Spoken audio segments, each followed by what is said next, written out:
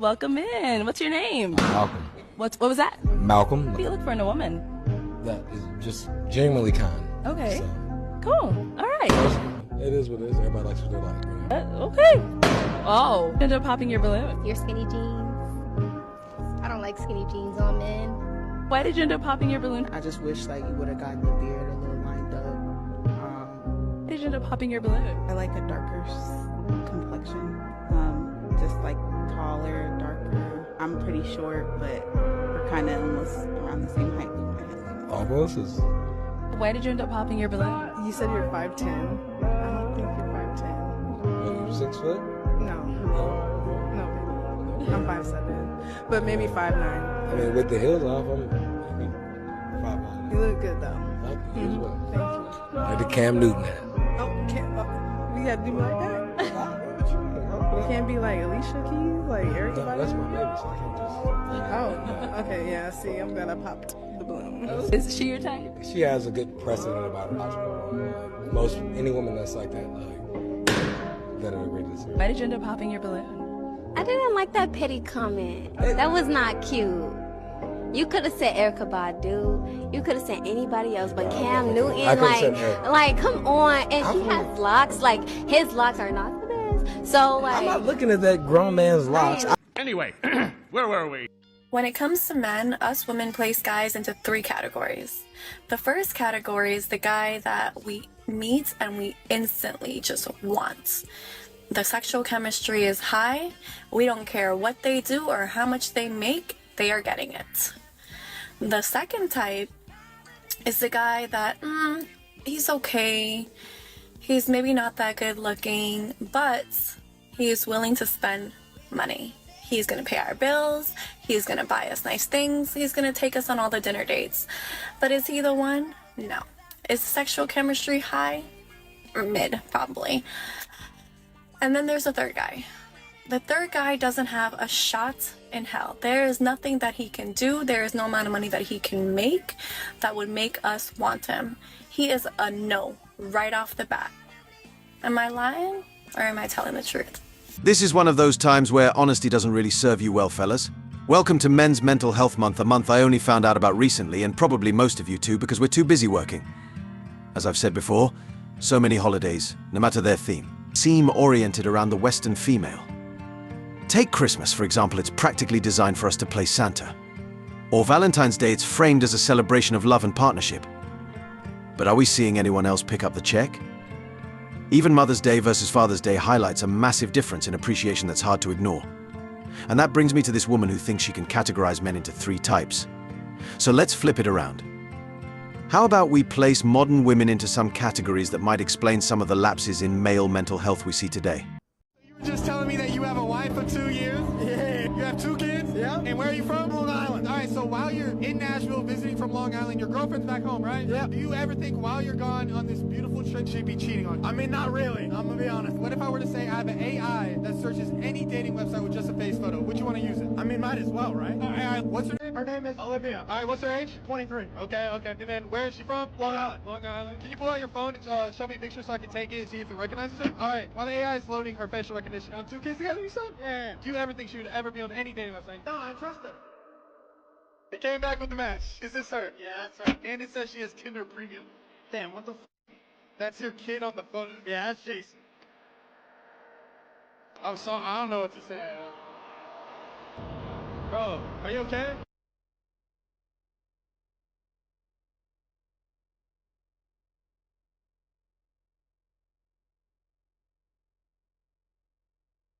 You were this close to losing your...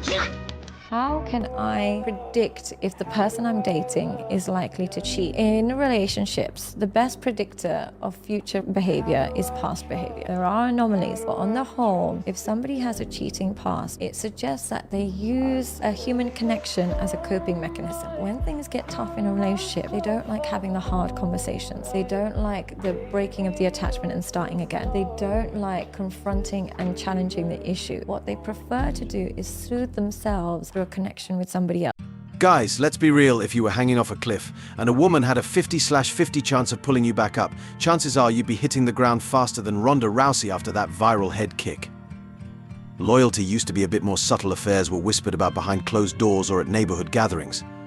But by the 2000s, the rise in infidelity became harder to ignore, with studies documenting it more openly. As the psychiatrist in the clip mentioned, with women, the past can be a strong predictor of the future. Before the MGTOW movement even began, a lot of men accepted the fairy tale knight in shining armor. Myth. Holding on to hope that people would see the error of their ways and everything would be forgiven. The problem? Women, much more than men, are influenced by impressions from social narratives. Biologically, they're not wired to be as indifferent to certain experiences, like body count, but that didn't stop media from celebrating the right to experience everything and anything as if it were a rite of passage. And here we are, watching these patterns repeat themselves, wondering what a solution could look like. So why did you guys get a divorce? Because I really wanted something different. It's very unfortunate because he was the most loving, kind person. I had all the love and support that I could have ever wanted. Your words say nothing. My wife told me a week ago she's going to divorce me because she wants easy and something different. And it's fucking with my head, my self-confidence. Honestly, have you been good to her? Yeah. Real good? I can do better. I'm gonna be real.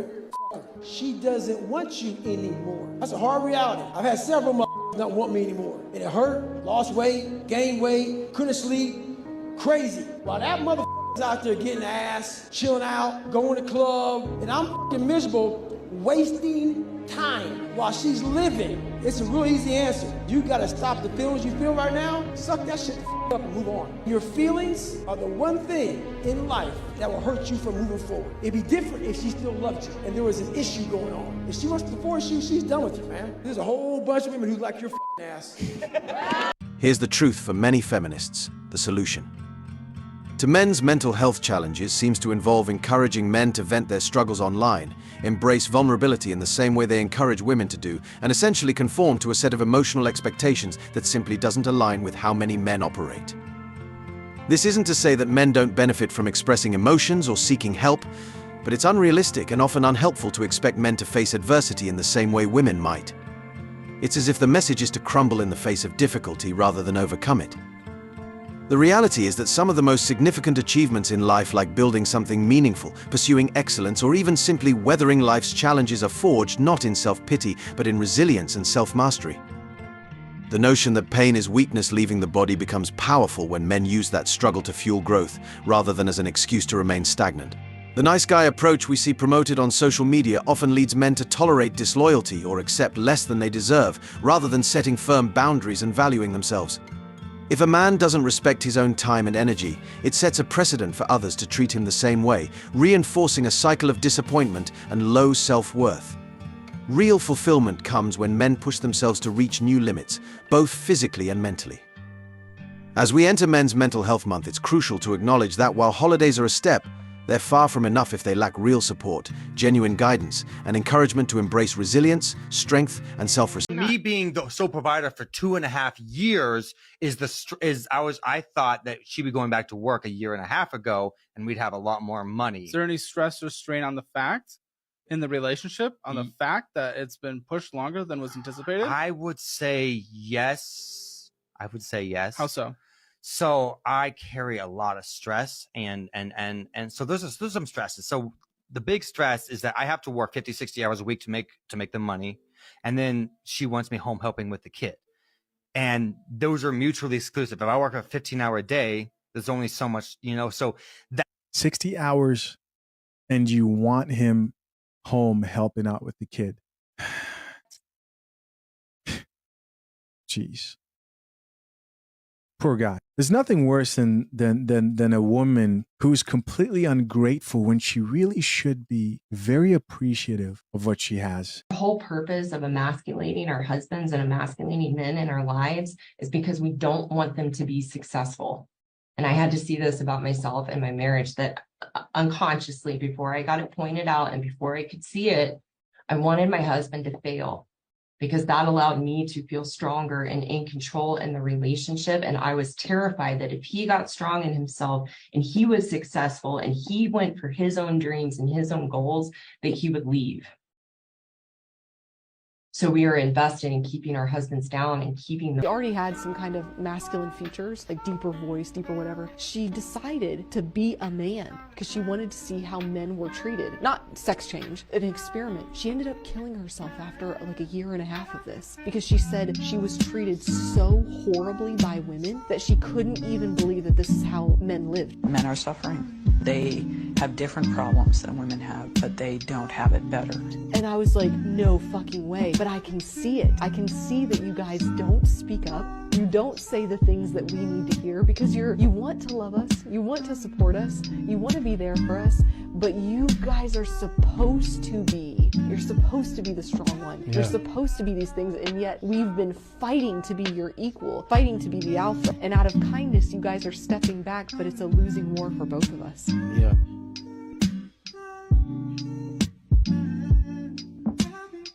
The concept of the anchor is an interesting lens to view how certain expectations may restrict modern men's personal growth, hobbies, and self-care.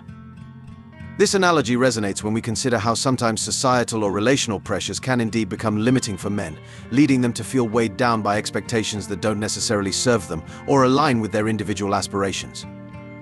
When men in long-term relationships or marriages want to take time for personal activities, be it fitness, hobbies, or time with friends, these needs are often met with skepticism, jealousy, or even accusations. This doesn't mean all relationships work this way, but rather that some dynamics can inadvertently create a sense of being held back when it comes to personal freedom. The Nora Vincent experiment, where a woman went undercover as a man for over a year, shed some light on these unique pressures. Her experience highlights how men face societal expectations that demand stoicism, resilience, and a steady supply of financial and emotional support without necessarily having access to reciprocal understanding or outlets. The conversation could shift towards mutual respect and support, with both men and women encouraged to have time and space for their own growth. For many, a healthy partnership is one where both partners can pursue individual interests, support each other's mental and physical health, and come together in a way that strengthens the relationship rather than creating a sense of anchoring or restricting one another's potential. Ladies, this is a hard truth, but if men can plan D-Day, they can plan a date. Air, land, and sea invasion, 150,000 troops, 5,000 ships, men coordinated, all of that. If Operation Overlord was possible, I think Operation Dinner Reservation shouldn't be too much of a lift. I think they can open Resi. Sense and evil.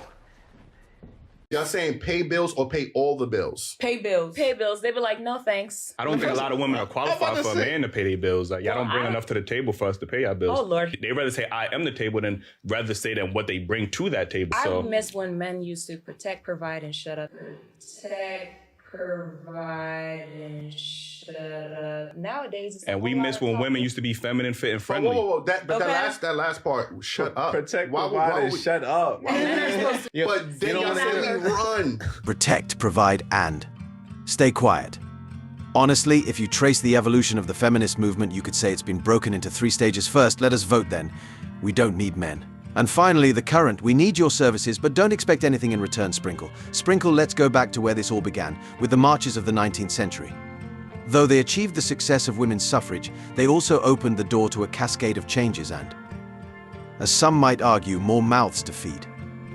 To illustrate, let me give you an example. Imagine you're coming off a long shift, maybe even a second job, and decide to stop at your favorite pizza place. You're exhausted. But a hot pepperoni pizza with some breadsticks and a soda sounds perfect. You walk in, place your order, and pay the high price thanks to some recent legislation that doesn't exactly favor your wallet. But you let it go, because honestly, you're just too tired to care. After a wait, you finally get your pizza, ready to head home and unwind.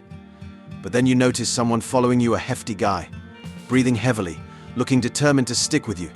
You ask the cashier what's going on, and he replies, "Oh, that's Charlie. He'll be joining you for dinner." Now you're stunned. Wait, what? The cashier smiles and explains it's a new program. We noticed a lot of hungry people who don't feel like working for their food, so we're encouraging a shared dining experience. Don't worry, he'll probably only eat 4 slices, and he'll leave by morning. You ask, will Charlie at least clean up, maybe sweep the floor or something, but the cashier laughs, saying, nah, he might actually make a mess. But hey, it's the right thing to do. Now, I don't know about you, but that's the moment I'd grab my pizza and run, never to return to that place again. Because who would keep going back to support something that's clearly against their own interests? Sometimes a nigga don't want a girl with 2 bodies because she's not experienced enough. She's still like clammed up So it's just, yes. What about soul ties? Where's the deep spiritual thinking? Like, come on. All the energy she exchanged with, I'm not jacking no girl that has 15 bodies. Have you ever had guys approach you and you told me you had a boyfriend when you were single? Yeah, of course. Well, how do you do that? You can tell if we're into you or not because we're just going to drag you along. And then when we're bored and we don't have anybody to talk to, we're going to call you back. And you're going to answer until we find the guy that we want to be with for real because you're kind of just a toy. Damn. This one, she's a keeper.